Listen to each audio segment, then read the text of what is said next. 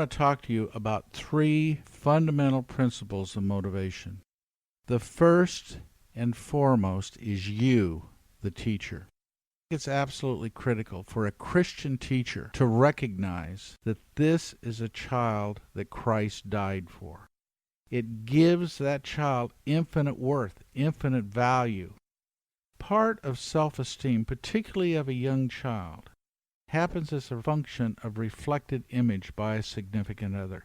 The view that you hold toward that child helps to define to that child who they are.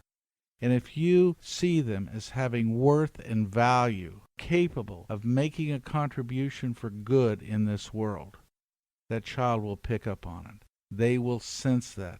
And they will sense the fact that God has created them as a unique and special person, that He has a plan for their life, and that they have the capability of doing good as an instrument of Christ.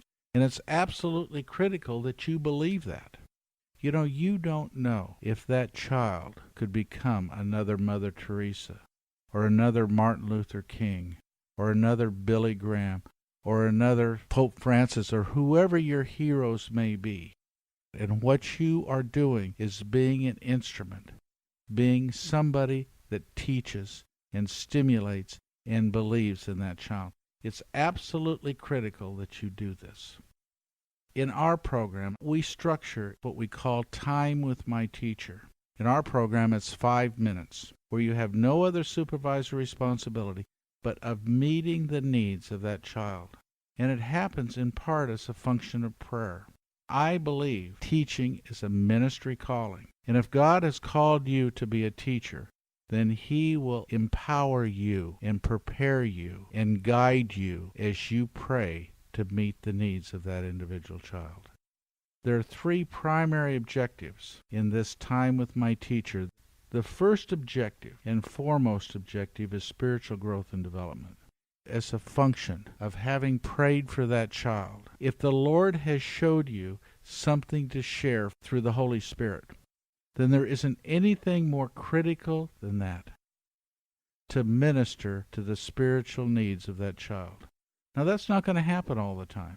And it's not the latest thing you heard on Sunday morning. It's not your own agenda. But it's a function of you having prayed for that child.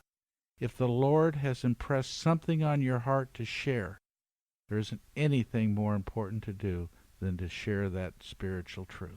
The next is emotional and social growth and development.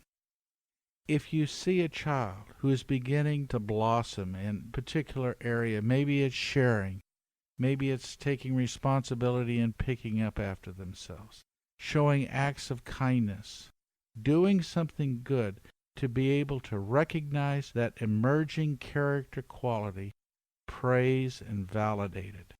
And it just helps it blossom within that child.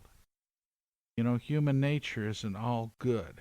And if you begin to see the emergence of a negative attitude in an embryonic state, that if it's allowed to manifest itself, will potentially cause that child suffering and pain later on. You have wisdom. As you've overcome difficulties, as you have overcome challenges, you have credentials to be able to minister the wisdom in trying to help that child overcome that potentially very bad attitude. 5 minutes, and it allows you time to minister. The third objective is to work right on the cutting edge of what the child is learning. So what you're teaching through the exercises that you develop, the child will learn skills. But it's absolutely critical that you work with the child in a one-on-one situation to guarantee that they have mastery of that concept. You go over things that you know the child already knows, so it's a way of recognizing and validating the child, and it's also a way of reviewing to gain mastery or to assure continuous mastery. And then you're going to go into something that the child may not have mastery of, and at that point you become a teacher. You can work on that concept, and you can drill on that concept. And so by the end of that 5 or 10 minute period, whatever you structure, that child has mastery of that concept. 3 things. First and foremost is spiritual growth and development. then social emotional growth, and then academic achievement. Most of the time it's going to default right to academic achievement, but it allows you to work right on the cutting edge of where that child is learning.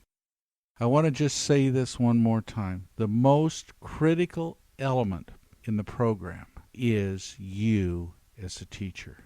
You're loving that child, you're believing in that child, and you're offering good, sound instruction.